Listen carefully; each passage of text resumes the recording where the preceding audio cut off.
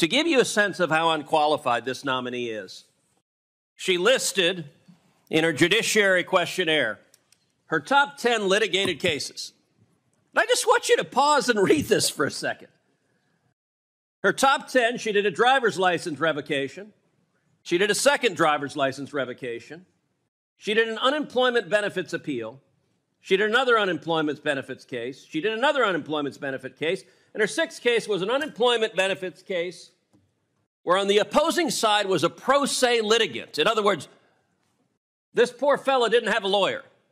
And you know what? The pro se litigant beat her. She lost to a pro se litigant. What's her seventh most consequential case? I'm sorry, there isn't one. There's not an eighth, there's not a ninth, there's not a 10th. She's argued over a couple of driver's licenses. And the Biden White House says you should be a federal judge, an Article III judge, not that you have any idea what in the hell that is. In this administration, if you are a left-wing radical, it doesn't matter if you're competent. In Washington State, is there not a single competent lawyer who is competent to be a judge? And by the way, for all the Democrats, since Joe Biden has become president, every one of you has rubber-stamped every single nominee. Is there not a one of you that is willing to say enough is enough? When Donald Trump was president on the Republican side, we confirmed some fantastic judges, but there were several we sent back that we said, no, you missed it on this one. There's not even one Democrat willing to say enough is enough. And by the way, she's not the only one. Another one being considered, a nominee, Cruz. Thankfully not spelled C-R-U-Z, spelled C-R-E-W-S. When asked about Brady versus Maryland, one of the foundational criminal law classes, again, first-year criminal law, you learn about Brady. She said, I'm sorry, I don't know what Brady is. That'll be a problem if she's ever presiding over a criminal case. There are a number of members of this committee who have tried criminal cases. Do you know what Brady is? Of course you do. Because if you're remotely competent, you know what it is, not this judge. Look, sadly, the standard for nominees now seems to be licensed attorneys in Washington. Have you ever handled a criminal case? You ever tried a jury trial? Have you ever stepped foot in federal court? Well, then please contact Senate Democrats because you too can be a federal judge. I want to end with one more nominee that we're getting ready to ram through on party line votes. That is Judge Marian Gaston, nominated for a seat in San Diego. Judge Gaston, look, we've seen some radicals. We had a nominee earlier that this committee rubber stamped who said he woke up every morning motivated by his hatred for conservatives. Senate Democrats says, sounds like a judge to me. But let's see just how moonbat crazy we're willing to put on the bench. Here's a quote from Judge Gaston. Children are not safer because registered sex offenders are prohibited from residing near schools, parks, daycare centers, and other places where children tend to gather. And in fact, Judge Gaston continued, let's go to the next one. Judge Gaston continued, the conclusions and recommendations are that, difficult as it might be, so at least Judge Gaston recognizes this is pretty wingnut, the conclusion, laws that regulate where sex offenders may not live should be repealed or substantially modified in the interest of public safety. So I want you to understand the Joe Biden White House is saying a radical who wants sex offenders, who wants pedophiles to be able to live next door to daycares. That's who should be a federal judge. Look, some of y'all here represent blue states. Many of y'all represent blue states. I guarantee you in any one of your states. You go to Vermont, ask the people of Vermont, hey, what do you think about having a pedophile live next door to an elementary school, to a kindergarten, to a daycare? They'd look at you and say, are you out of your mind? That's who the Biden White House has given you. Now, I genuinely don't understand why Senate Democrats on this committee don't have enough respect for the constitutional role of the Senate to exercise some check and balance on the White House. I don't think they'll make you hand in your card-carrying Democrat cards to say, gosh darn it, we ought to have a judge who knows what the heck he's doing. John Kennedy has left bloody carcasses in this hearing from Trump nominees who didn't have sufficient experience to do the job.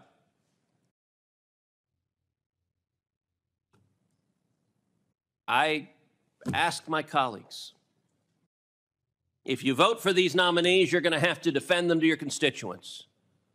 You're going to have to explain why a lawyer who handled a couple of driver's license revocations and doesn't know what Article 2 of the Constitution is should be a federal judge in charge of your life, your rights, and the law. And you're going to have to explain why you think it's a great idea that sex offenders and pedophiles should live next door to daycare centers. I think that's nuts. And I think most of our constituents do too. I'd like to say, in response to the comments made on the Republican side about the other two nominees, the ABA rated Judge B0MBSHELL qualified to serve on the district court. As a Washington Superior Court judge, she presided over 130 jury and bench trials. As an assistant attorney general for the Washington Attorney General's office, she tried more than 150 cases. Judge Cruz was rated unanimously well qualified by the American Bar Association.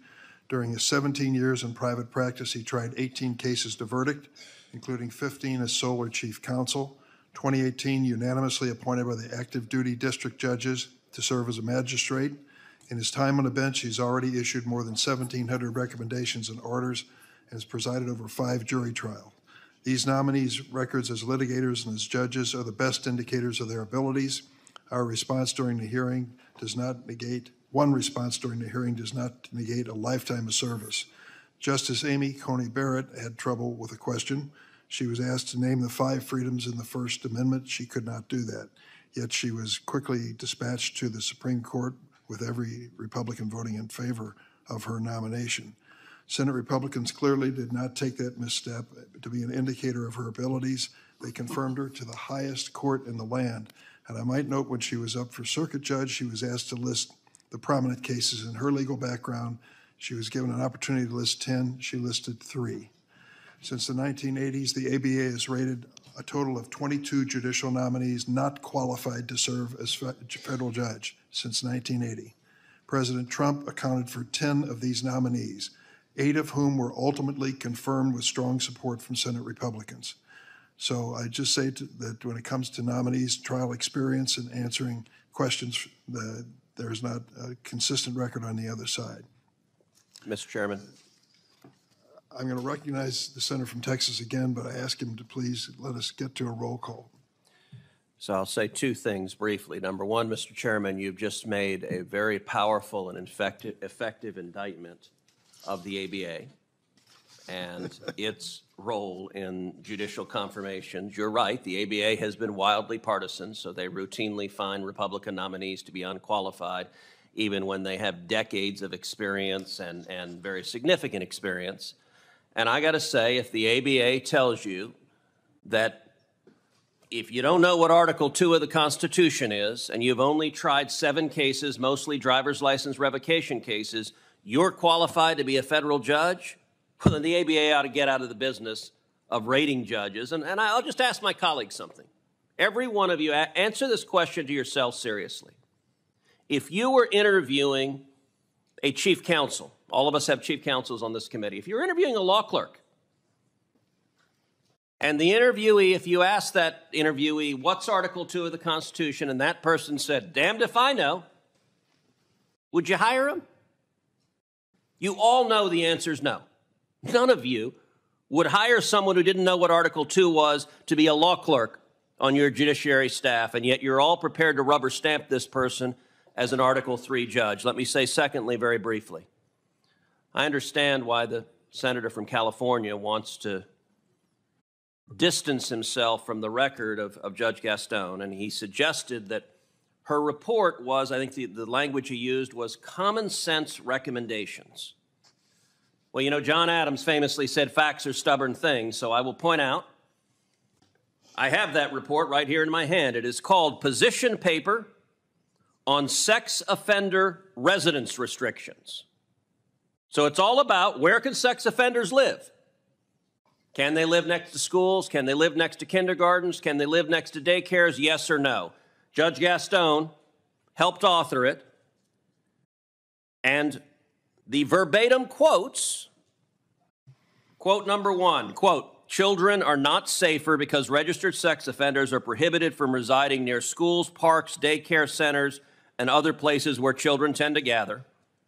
Quote number two, the conclusions and recommendations, in other words, what they're saying in this report, are that, difficult as it might be, laws that regulate where sex offenders may not live should be repealed or substantially modified in the interest of public safety. Mr. Chairman, I ask unanimous consent that the entire report be entered into the record so that people can read it and see that it says exactly what I'm quoting from.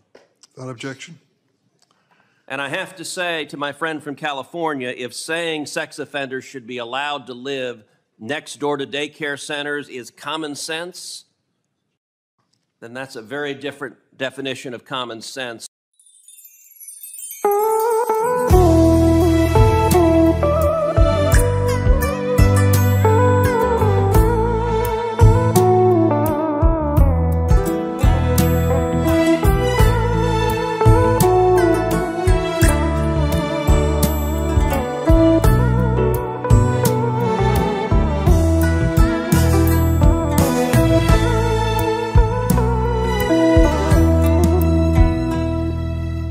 Có về xứ Nghệ với em không?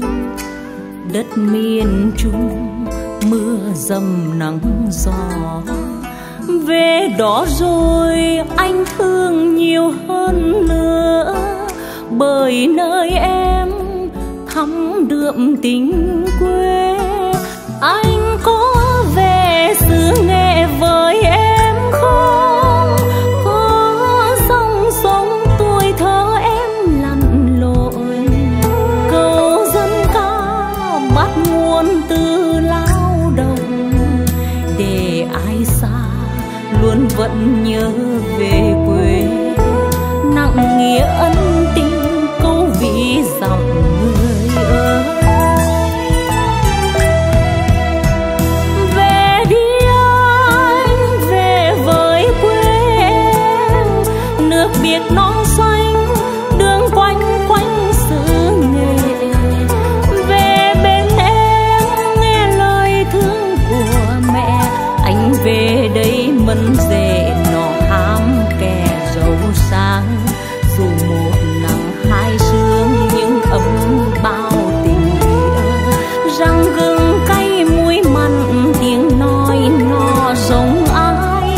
Giờ đã nói yêu anh, lời yêu thương còn mãi. Anh thương anh có về xứ Nghệ với em không? Anh thương theo em về xứ Nghệ cùng em.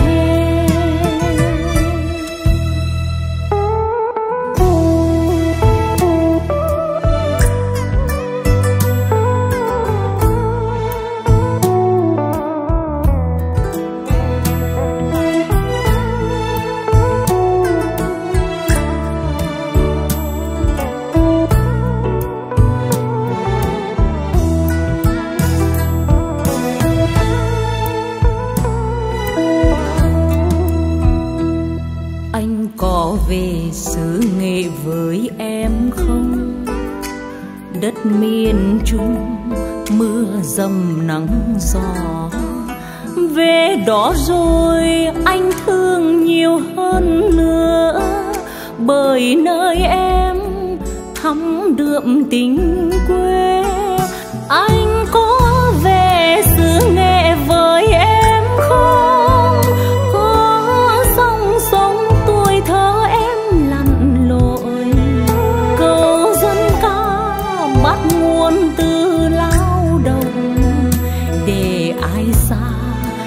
vẫn nhớ về quê, nặng nghĩa ân tình câu ví dặm người ơi. Về đi anh, về với quê em, nước biếc non xanh, đường quanh quanh xứ Nghệ. Về bên em nghe lời thương của mẹ, anh về đây mân rể nọ hám kẻ giàu sang. Dù một nắng hai sương nhưng ấm bao tình nghĩa, răng gừng cay muối mặn tiếng nói nó giống ai, giờ đã nói yêu